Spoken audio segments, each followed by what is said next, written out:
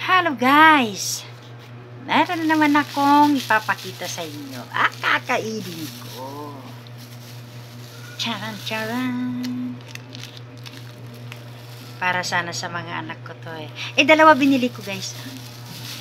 Dalawa. Kasi itong isa, yung bunso ko, hindi naman siya gaano dito. Ang mahilig nito guys, paborito ko rin to. Noon yun. Pero ngayon hindi na. Kapag tumatanda kasi medyo ingat-ingat na sa mga matatamis. Ewan ko ba't hindi ko na siya masyadong nung bata pa ako okay. Tapos ayun nga,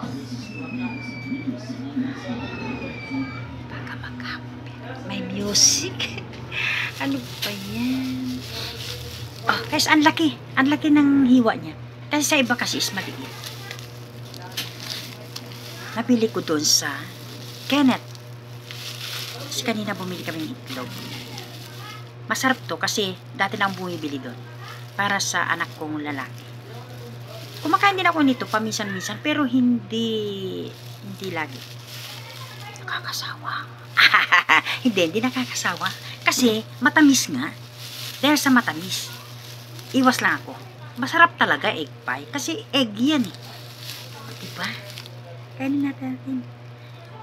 Yung anak ko, kapiranggot lang yun kainin. Yung anak kong bunso, yung babae, yung lalaki, kakain talaga ng isa. Alam ko isa lang makain nito. Isa't kalahati. Basta hindi siya makadalawa. Yun. Kasi nga ang laki nga nito guys. Ang taba, mataba na malaki. Ang sarap nito. Iniisip ko yung anak kong babae kung ano. Pero alam kong konti lang kainin talaga nito. Dito tayo sa ilalim.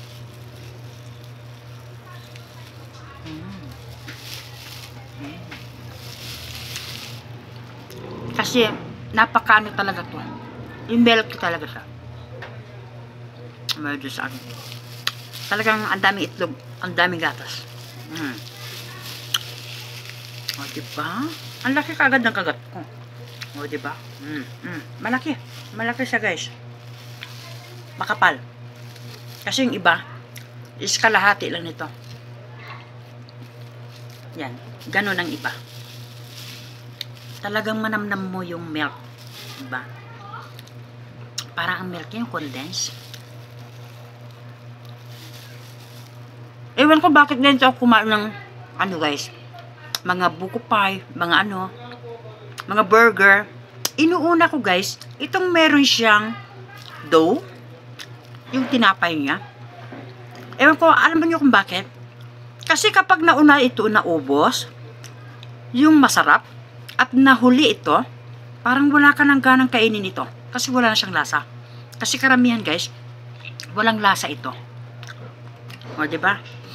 Kahit sa burger, ayaw kong ipahuli yung tinapay. Ano ba yun?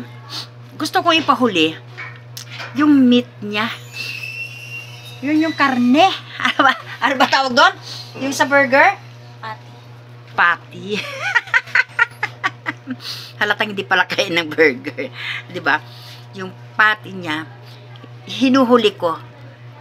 Yun ang technique ko. Kasi, kapag nahuli yung tinapay, yung buns niya, wala na siyang sarap. Diba? Kaya, pinapahuli ko, inuuna ko yung buns. Pinapahuli ko yung patty niya. Para, last na kain mo is masarap pa rin. Kasi, kung last na kainin mo is yung bread niya, yung buns niya, wala na. Diba? Wala nang sarap. Basta inubos mo na lang siya. Kasi sayang. Pero kung sa sarap, yung namnam niya, yung sarap niya, yung feel mo talaga, tumarsip ang laway ko eh. Yung feel mo talaga na ano siya, yun. Alam nyo na yun. Kasi hindi ko na masabi. Sige guys, kainin ko na. Wala eh. Ewan ko anong pinagkukwento ko. Kainin na natin. Diba? Ang sarap guys. Kunti lang kainin ko niyan guys kasi nga matamis. Sige guys. Bye bye guys.